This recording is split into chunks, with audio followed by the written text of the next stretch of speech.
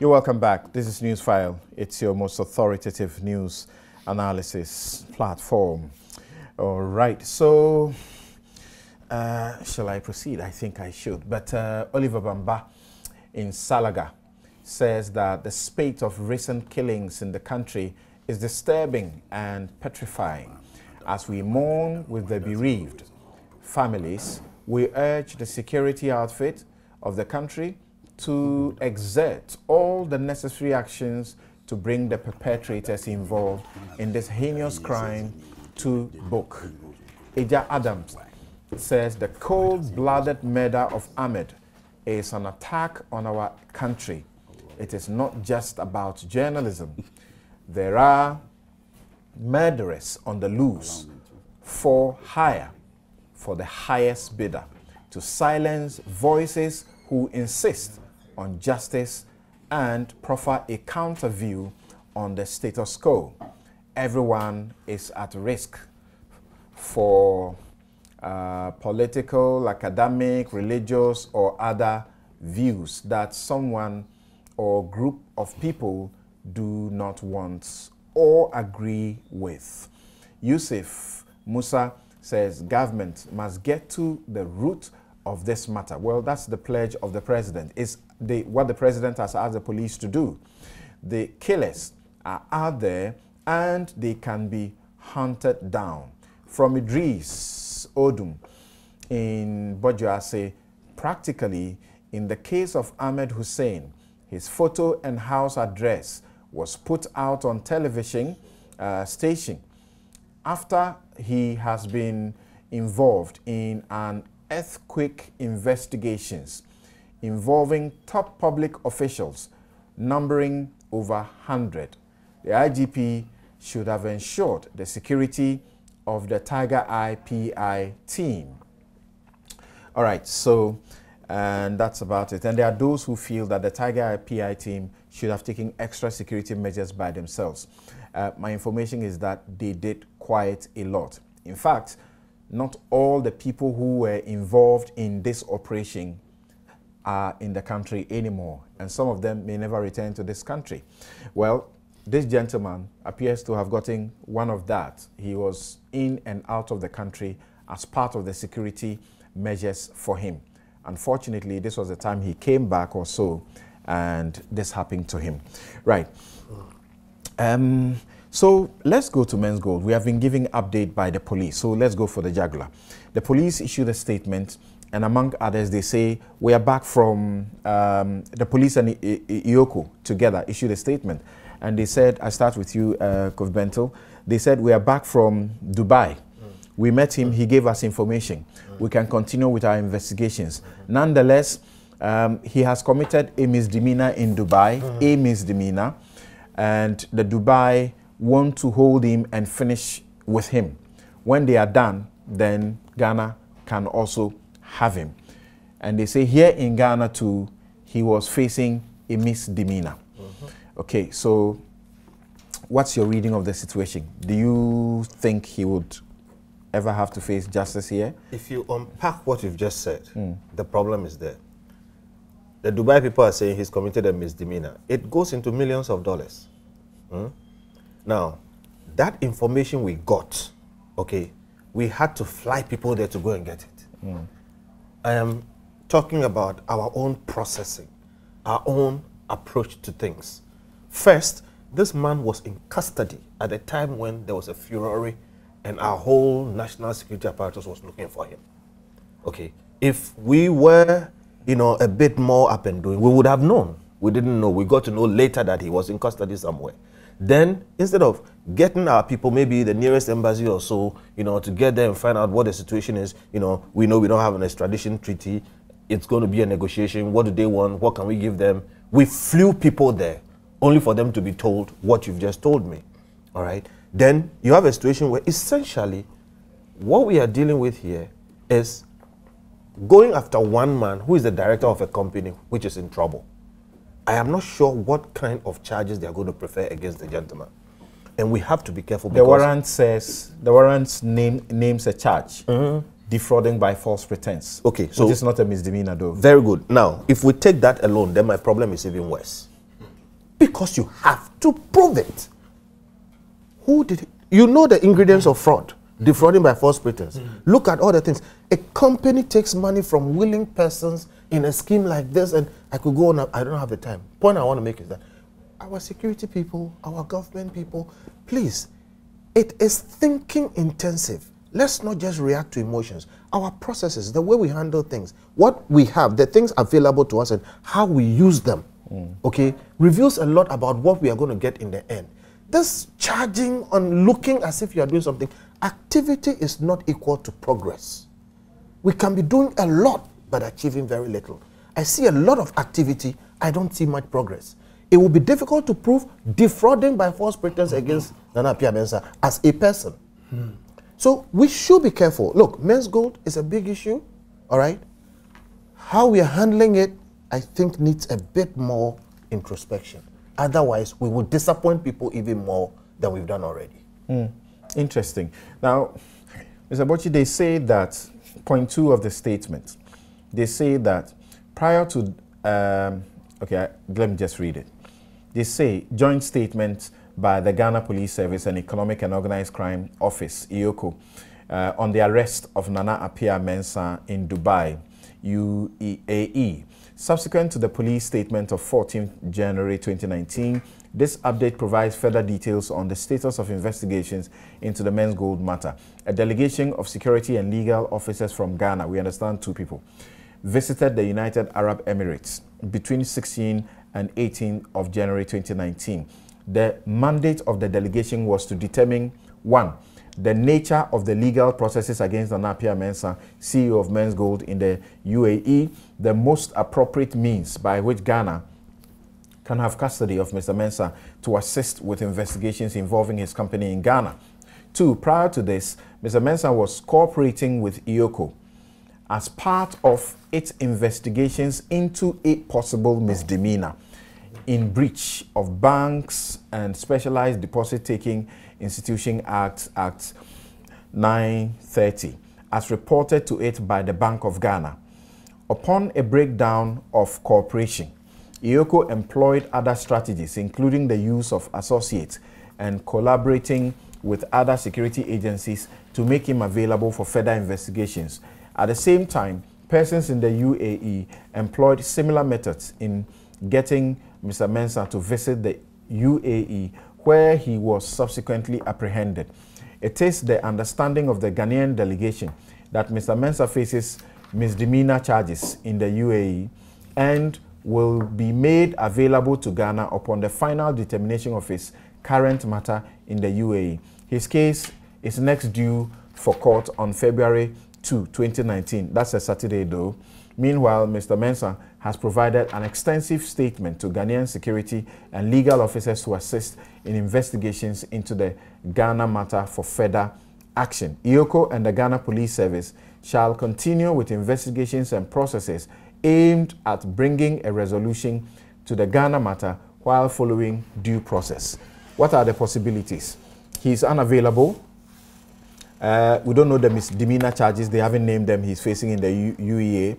So potentially, if there are 2 misdemeanor charges and he faced concurrent for maybe a maximum of, say, how many years? 5 years or so, and then he comes back. So we have to wait until 5 years later when he comes back. That's if he's found guilty. Or there's a possibility of prosecuting him in absentia. What should happen? What? Okay, so the first question of how we secure him, we need to clarify terms. Extradition has been used a lot, but there's no extradition here at all.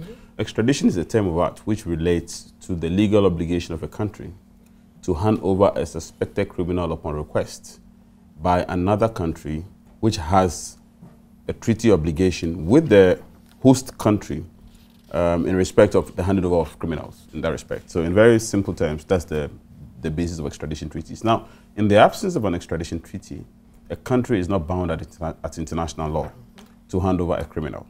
So once there's no extradition, then the only option you have is diplomacy, in which case you basically nudge the other country gradually into submission. And countries do this, they accept it, they often cooperate, even in the absence of extradition treaty.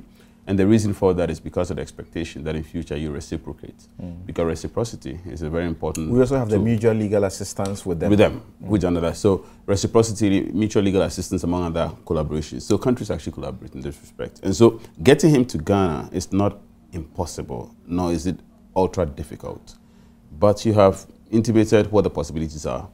Now that he's undergoing criminal proceedings in the UAE, what that means, or in Dubai specifically, what that means is that Ghana may have to wait for criminal proceedings there to be completed. Not may anymore. They say here emphatic. Right. He has to exhaust that process before he's brought here. Right.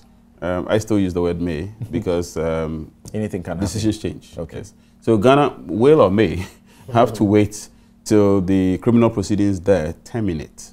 And it can terminate in one of two ways. It terminates in conviction, in which case, again, Ghana may have to wait further for him to serve his full term there, or Ghana may be lucky, it terminates in conviction, but he's handed over to Ghana for him to come and serve his term in Ghana, and that's one possibility. In which case he comes to Ghana and then the other one can start.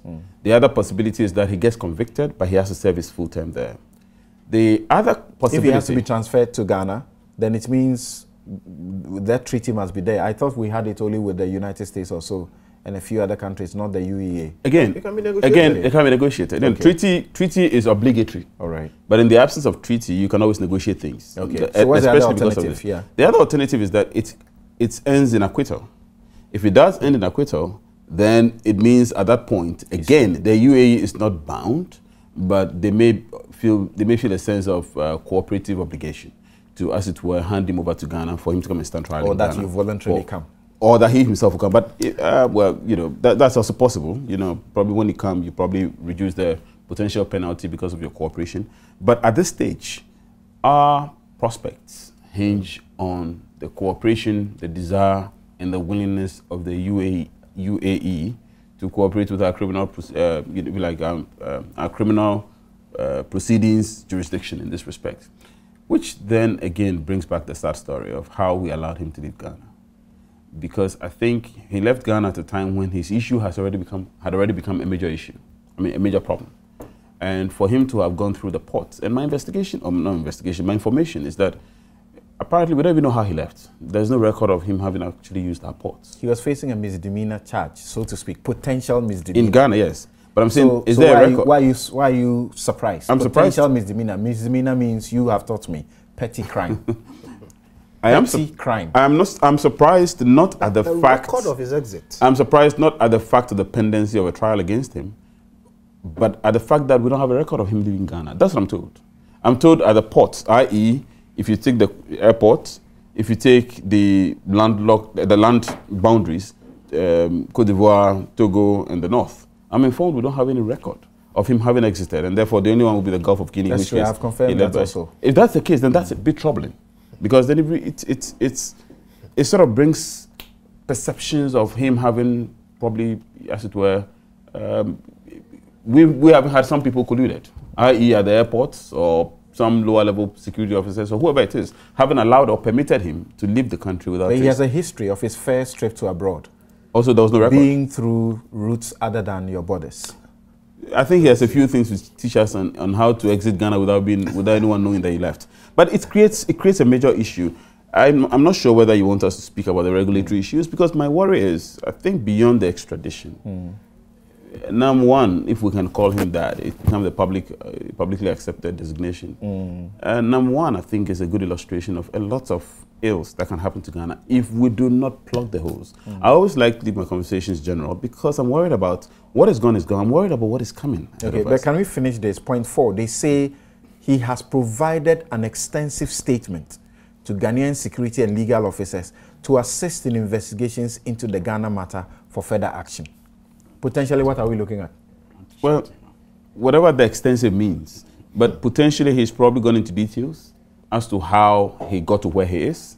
He's gone into details as to how he's been able to navigate the system without being detected by all the regulatory structures that we put in place. As to his assets that we can, the Ghanaian government potentially exactly, assets that we can latch on. Okay. And let's face it, with the character of the offense that has been perpetrated and people or victims that have been created in the process, one can say that, frankly, if we can latch onto potentially significant assets that can be defrayed, and on the basis of which, or rather that can be sold, on the basis of which debts owed by him can be defrayed, that significantly can lead to some restitution, because a lot of people are still hurting.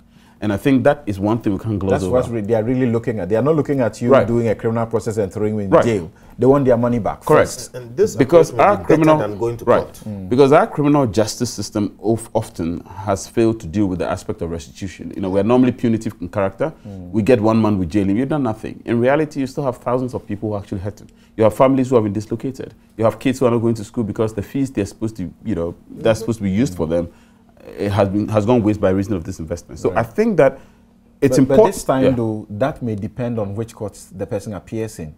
If you appear in the Financial and Economic Crimes Court, if you appear in the Fias Araboche's court, we know that she doesn't just give a judgment and say throw the person into jail. Let him go to jail, but this is what ought to happen. Confiscation processes and, you know, recoveries. Right. Honorable Ifya, I knew her before she became a judge, and I think I'm not surprised she does this. Okay. But that's supposed to be, that's important. It is extremely important because criminal justice, which is punitive-led, satisfies only one aspect of the sanction. And that aspect is the state's vengeance against you. But the reality is people still hurt beyond that. I mean, we're here dealing with the question of death and people who have been murdered. Right. Beyond that, we have families that have been completely destroyed. Right. We have kids whose education have been truncated because someone died. There must be a system of restitution. There must be a system of replenishment. And I think that this provides an opportunity, if the statement is given, is not only significant in terms of details of plugging the holes moving forward, but actually helps us trace assets, helps us find where money is. My only worry is that the Dubai proceedings are about financial fraud, which means that there could be a race in time here, and that's, I suspect, is part of the reason why Dubai wants to complete its first. There could be a race against time.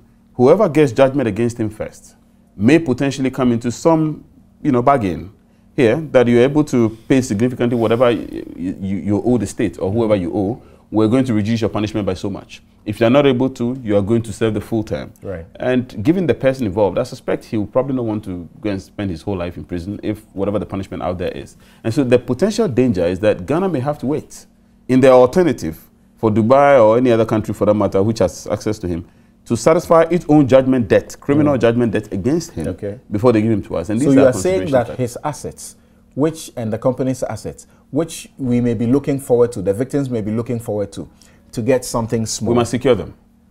May, first of all, be subject to the Dubai judgment if he is found guilty. If he's found guilty, but the question of enforcement, and that's where the fluidity of assets comes in. The question of enforcement may depend on a variety of factors.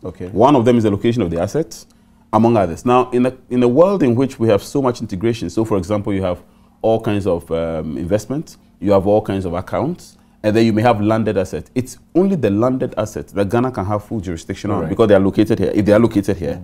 But the other assets, if they're in the character of account, we know where they are. This is the time Ghana may want to move and freeze some of them, especially for those that are locally locally situated. Let me hear from the MPs here, but just a bit on this.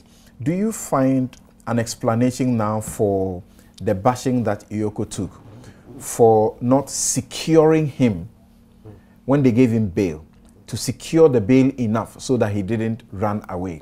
Because there were questions about self-recognizance bail, but why didn't you take his passport, for example, ABC? Correct. Now they say they were investigating him for potential misdemeanor.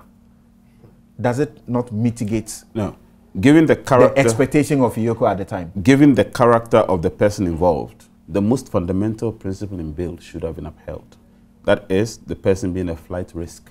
There are a number of considerations. One of them is that you go and potentially interfere even with for misdemeanor? Whatever it is. Misdemeanor is a crime.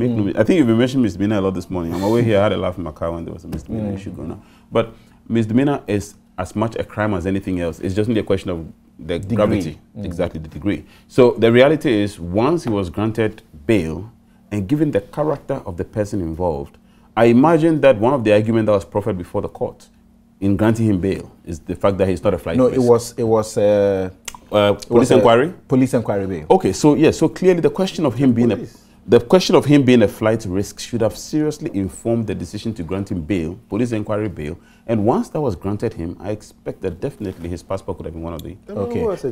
Now, aside that part of the police inquiry or EOCO inquiry bail, people are beginning to raise issues that this statement says he's next due in court in Dubai on February 2. February 2 is a Saturday. And some are suggesting, just as in Ghana, no action is taking place in the courts. No, I suspect the court will sit.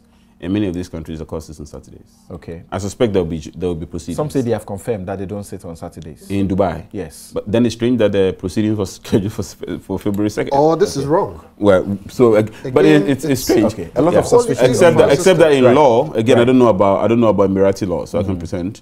But except that in Ghanaian law, when dates are scheduled and they fall on Saturday or public holiday, the next working day automatically kicks in. Okay. So if that's the same, then it means Monday. But here on Saturdays, we only do SNIT matters. SNIT defaulters and their There was cases. a time the court was sitting on Saturdays. No, they do that on Saturdays for only SNIT defaulters matters. Very well. Right. Okay. Wait, I'll come to you. Now, let's hear Afeyo Marking. What do you make of the updates? The victims were hoping that we're bringing him back to face justice. Now, it doesn't look to them that anything is likely to happen to him. Something. Earlier in the week, I took a position that immediate prosecution wouldn't serve the best interest of customers. Right. That position has been re-echoed by my two colleagues here. Right. And I would go back to it. A colleague who has followed this matter showed me some document and explained some of these transactions to me. Customers go to Brew Marketing, purchase gold, and on their own. Or what is understood to be gold. Yeah, purchase gold. I'm just repeating what he said. Gold. And they go and trade. That Menzgold, we want you to trade with this and give us extra value. They have marketing officers who do this marketing work. It is not about the man, Nana Apia Mensah, making representation. So how do you choose that? Well, if the police say defrauding by false pretense, has he made representation and all that? Let's watch it and all that. I think also that the public outcry there, well, with all the justification, if there is a problem, people will cry out, government intervene, people would want to take steps to address these concerns. But in so doing, the same security agencies that you expect them to take action, you force them. Let's be honest. We force them to make mistakes. We expect them to take action, but because they also want to give us answers, then what is a potential misdemeanor? You see, and if we are not careful, we also try to bring our own set of facts. With respect to Kofi, he says, I'm informed that Kofi Abochi, professor, is appointed to him. He says, quote, I'm informed that there are no records. With respect, I disagree. You have not told us your source, but I expect that the Ghana Immigration Service should issue a statement on the basis of what you've just said. Should tell us I've from their record. what he said. Right. But, no, that he didn't travel through our ports. From immigration officially? I'm telling you that I've confirmed that. I won't disclose my source. Something. Yeah. I'm not interested in the informal. You are in government. You should have known this. Come on. I want Ghana Immigration Service to issue that statement. So make your call. Don't no, but I've said that. They should. Because so that him. We don't... Oh, no, I'm not attacking. I can't attack him. Okay. We should minimize the speculation. If he did not travel... It is not through speculation. They should do their work. There are no such records. We should know. Now, potential misdemeanor, according to the statement, at the time, Bank of Ghana had reported about Menzgold and its activities. Right. That they were in breach of the Act, Special Depositors Act and all that. Because they were taking deposits. Yes, so it was not him, but the company. Yes. At what point did customers of Menzgold report? When SEC were here, Kofi Bente was here. when SEC first issued that stop order, customers were supporting Menzgold. Yes. Customers of Menzgold were against SEC. Yes. Said, no, we have confidence in him. There were demonstrations in this country. Okay. We have gone beyond that. No, so now, no, it's important we play it back so that we can juxtapose it appropriately and properly. So at a point where some people got their money, it got to a point where others were expecting it was not coming. So we need to look at what point the customers reported. Now I know EOCO is investigating, police is also investigating. But beyond #1, we are dealing with a legal entity. It has directors. It has principal officers. Asset tracing. I brought the EOCO Act. I have the Financial Action Task Force recommendation 2012. Using the prosecutorial approach would not give the customers what they want. So I think that effort must be made at identifying assets. If they have the money, we hear they are frozen some accounts. What steps is EOCO taking? The directors of the company here present, because you can't say that you are waiting for the chief executive. So clearly to come. they are taking steps to do what you are now proposing. Because we have heard that they are frozen, we shouldn't focus on the chief executive. I'm saying that the impression out there is that we are looking for the chief executive. As if without the chief executive, we can't do anything. Right. And that is where the problem is. The directors of the company are there. Principal officers, those in charge of management, they are still here in this country. Are they being invited? If they've been invited, what responses are they giving? Perhaps EOCO or the police should be updating us. What assurances are they giving? And to the directors of the company. Right. You are still here. If the monies are there, you have the assets. Right. Just be transparent, cooperate. Customers want their money. And I'm sure that if Kofi Bentil here and my friend Suhini here, if there is any call on government to use the taxpayers' money to pay customers who have lost investment, they will say no.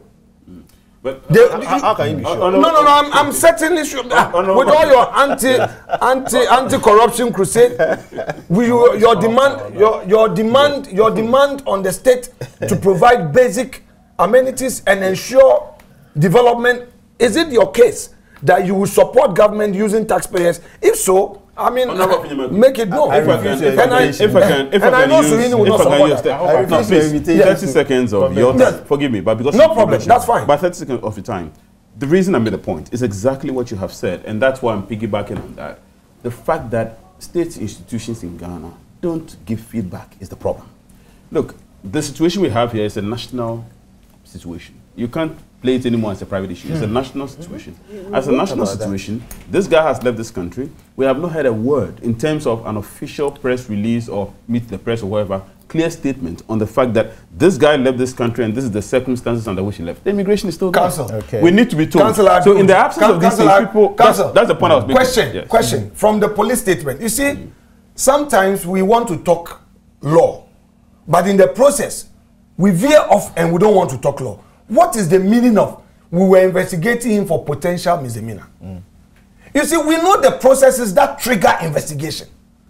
You and I know that in the Richard Anani case, the Supreme Court was loud that even where there is newspaper publication, it cannot be the basis. There ought to be a complainant. Exactly. Okay, so what you are saying we is that are talking law. Let's talk law. EOCO says the statement is clear. To its fullest. The statement is clear that they had a complaint from the Bank of Ghana. Exactly so. Okay. Let's clarify. It was not complaint from the customers. At the time the man traveled. Yes. The customer's complaint, now we know, was to police, which we understand triggered the warrants. I don't know. At the time the customers complained and the warrant was issued. That was later on. The man was already out of the jurisdiction. So this statement, yes, aspects of it cry out for, scrutiny. Apart from the Saturday thing and the misdemeanor thing. Okay, so EOCO, you have dealt sufficiently with EOCO. Is that the kind of charges they are in? the law has set them up to deal with serious crimes, correct? Well, if you look at the objects, section 2, I think, a list of them. You know this too well. Yeah, sure. So tell us. Quite a lot. I mean, a lot. They have general powers of the police. General powers of the police. Yes, they have everything. What is the standard thing? Does EOCO worry itself with misdemeanor matters? Under normal circumstances. They don't. They are not. And not that they don't. Under normal circumstances, they are not. But from what I was told yesterday by a colleague counsel in this matter, the police is doing its investigation. EOCO is also doing its investigation. The police is later, right? I'm told officers of Menzgold are invited to the police, give a statement, then they go to EOCO also giving a statement. Okay. You, in your view, if I get your suggestion, you are trying to say that police should be the appropriate body to be handling this. It's a question I asked you. Is that your position? It's a question I asked you. Right. Whether in your practice, and you are a sort of, forgive me, an EOCO sort of practitioner. You have taken them to court many times. You have taken them to court many times. No, because I thought at the time the law was new. Right. So there is a simple anti-money laundering law. Is it your expectation? We needed to set precedent. Is it your expectation that EOCO would be investigating potential misdemeanor? It's just a question to you. I mean, you see, this, if you say misdemeanor, particularize it. That's what they have said. Misdemeanor. No, particularize it. Particularize it. They have not particularized it. It's a misdemeanor on deposit taking. Defraud, deposit taking. It's against the company, not him. If Bank of Ghana reported the activities of a company, then it presupposes that you invite the principal officers of the company or the directors of the company. Is it only him that they invited? But we also know that around the same time, this same company had engaged, was in talks with SEC, Minerals Commission. At what point did Bank of Ghana invite the chief executive? And they themselves said it is potential misdemeanor, meaning that you did not, specifically. So sorry, but deal with the issue. Let me help you. Potential as in what? If we go through this legal rigmarole, we will lose the point. In September 2018, Imani issued a paper on Menzgold and said Menzgold has become a public policy issue. I hope I will also get it to have a take on this. I don't want to be rudely battering. When we start taking this matter just as a thin legal issue, it seems that's the only way to end get up with something like a misdemeanor. Then you are asking yourself, is the magnitude, such that this should be a misdemeanor? Which is why we said we should start seeing this as a public policy issue. A failure of institutions that has created serious public dislocations. So it is not a simple legal matter. That's why you are struggling like this. Because otherwise, but was Menzgold taking cash? But again, that's why it should be public policy, not again, criminal law. Just relax. And then the government steps in with the magnitude necessary. Kofi and yourself. No, you have to take your time. When you were speaking for about 20 minutes, nobody intervened, but you got the opportunity. So don't worry at all. Now, in section 154 of the Banks and Specialized Deposit Taking, it does appear that the offenses under that law are misdemeanors.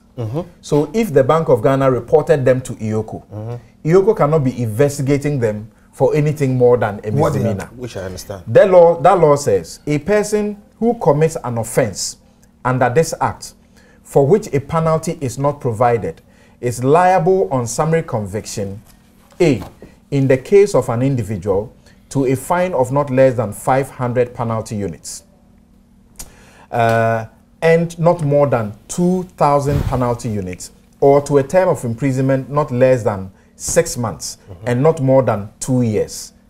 Misdemeanor will take you to up to totally 3 understand years. What you're saying. All of them. B, in the case of a corporate body, to a fine of not less than 5,000 penalty units and not more than 10,000 penalty units.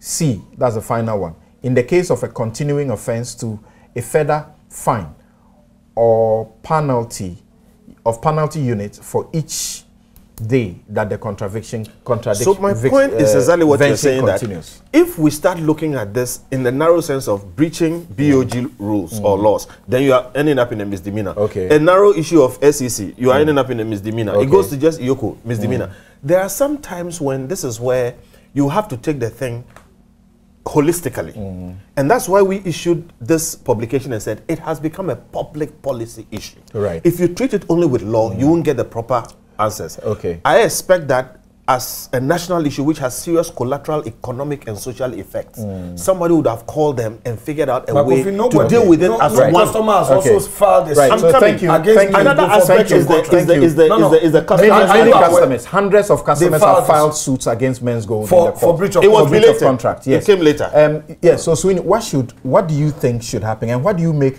of the updates given by the police and EOCO?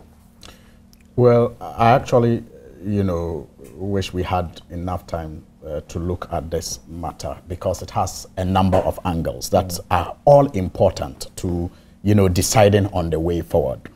And I'm not a lawyer. I mean, you are. I'm just a communicator. And I'm also, by the grace... It's in English. You have read it once. By the grace of the people of Tamale North, I'm a lawmaker, but I'm not a lawyer. Okay, go ahead. But you see, Samson, I see a determined, maybe I can describe it as unholy, determined effort to insulate the president and his government.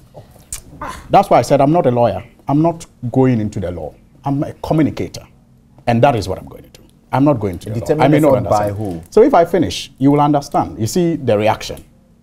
And maybe very soon you will tell me that my time is up. But you see, I'm saying that, please let me make my point. When you were making your points, I didn't interrupt. Anyway, that's so, correct. I mean, I may not have agreed with you, but I allowed you to go on. I wanted to so I'm saying that there's a determined, and you can call it unholy effort, to insulate the government, or the president and his government, from happenings that we all agree are acceptable in this country.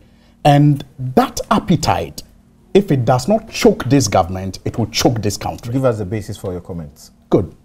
It happened with the Anas expose. And that is why we have what we have today on our hands. And I believe that even in discussing what is happening, again with that mindset, we are losing sight of Section 75 and Section 20, which I believe, in all intents and purposes, make Kennedy Agyapong one of our prime suspects in this matter. But again, that discussion to insulate government, and then Menzgold. You remember when it started? Again, with that appetite to insulate government, we conducted our discussions and portrayed victims as people who deserved what they got for a very long time and asked government to stay back. And that government had no role. That's why I'm saying, if that appetite to insulate the president and his government from some of these happenings that we all agree are unacceptable doesn't change, it may choke the government or choke this country. You are yet to explain why there ought to be a certain inclusion that is not being made. I just talked about the first approach to the issues of Menzgold late last year and this year, when the suggestion was that government had no role to play. And so we have these belated actions where people are now asking, why didn't they freeze his account? Why didn't they take his passport? Because we told government, by that appetite to insulate government, that it had no role and the victims deserve what they got. So if you are today worried about belated actions, it is because of how in the beginning we asked government not to get involved, when we all knew that was a wrong position to take. But because customers themselves said government should not get involved. Please. Please. Government will not allow you to commit suicide. Government will never allow a citizen to commit suicide. So that is not a basis to plea. Look, we have a social contract with our government. And that is why even in the murder, nobody is asking if the gun was licensed. Is the police going to investigate murder because they licensed a gun that was used or not? There's a social contract with the people of Ghana. And that social contract imposes responsibilities on the government. And some of these responsibilities include, you know, their social economic protection. If we say we have institutions that are dealing with it, I mean, those institutions account or are accountable to the government. And government has a way of making those institutions function or not. So why did we, in our initial discussions, seek to insulate government? And then when you raise it, then they say, oh, you are playing politics with it. Samson, I mean, first of all, what is the use of politics if it does not seek to protect the interests of the people? And the interests of the people are varied. It could also include the safety of their investments. So if legitimately, because of that social contract that exists between government and the people begin to ask and demand that government does something about whatever situation they find themselves in, that cannot be politics. But we do know that even in this country, those people who are even making those, carrying on those sermons, have had their general secretary make issues with the fact that something as natural as rain did not fall on Easter Sunday and so, Easter Friday, and so a government should have been held responsible. These are the people who tell you that Menzgold's issues being raised are political. Okay. We also know that the Central Regional Minister, each time he was on radio some time ago, had a popular quote, Proverbs 29:28. And we all accepted it. Okay. So why should we be accepting such sermons from the brothel? Okay. On that note, yes. On that note, let's be honest. Thank you very much. That's what I'm saying. I wish we had time to look at this matter in detail. Thank you very much. I was asking. Yes, quickly. I was asking my two friends on the site, waiting for the day they agree. Yeah, waiting for it. Yeah, that we laughed about that. Right. But I think my friends, Honorable Souvenir, has spoken passion. I was interested in just a minute from you. What do you expect to happen, particularly on the side of the regulators? You know, Menzgold sued Bank of Ghana and the Securities and Exchange Commission. The media report has been that they have been thrown out. If you read that ruling, it doesn't come across as if they really have been thrown out.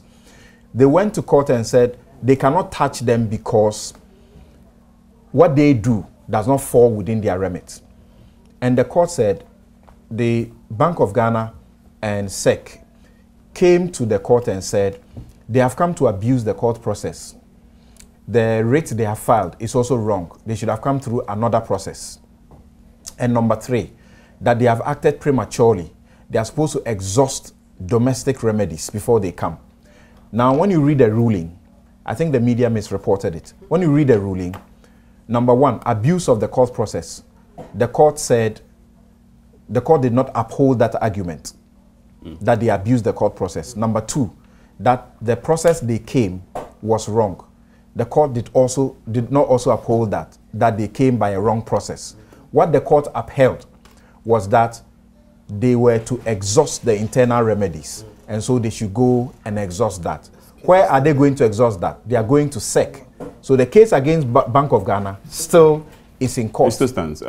So what should SEC, with this opportunity, be doing in the interest of the customers? Well, before I answer you, I was just going to take the opportunity of speaking to my friend, Honorable Souvenir's position. And I think all the parties have been doing that. You know, there's a tendency sometimes of overusing government or the word government. When you speak of government, the Constitution defines it under Article 296 and Article 295 as the executive power. Yeah. That's the problem. So it means, strictly speaking, you are dealing with the executive. But if you are using it in the broader sense, I will 100% agree with Honorable that government here should include regulators. But if you're using it in a narrower sense, I don't think that this is a case for government, with all due respect. And the reason I come to this conclusion is because the question of, it's a free market economy, it's a free enterprise economy. In the free market, in the free enterprise space, private enterprise space, these are transactions between private entities. And the risk in investment is part of private decisions and private risk carried by people. But the government, in the broader sense, which goes beyond the executive authority, includes regulators. Right. And that's where I will agree with him, that in that respect, the regulatory entities, and that ties in with your question, may have failed. Right, because it's sad. in Isankume's analysis last week, on 4 different levels, the regulators failed. Exactly. We'll take a break. We'll come and see the very little time we have, whether or not 35 of the mining companies in Ghana will lose their license, because, in fact, what they have is not in accordance with the Constitution. We'll be right back.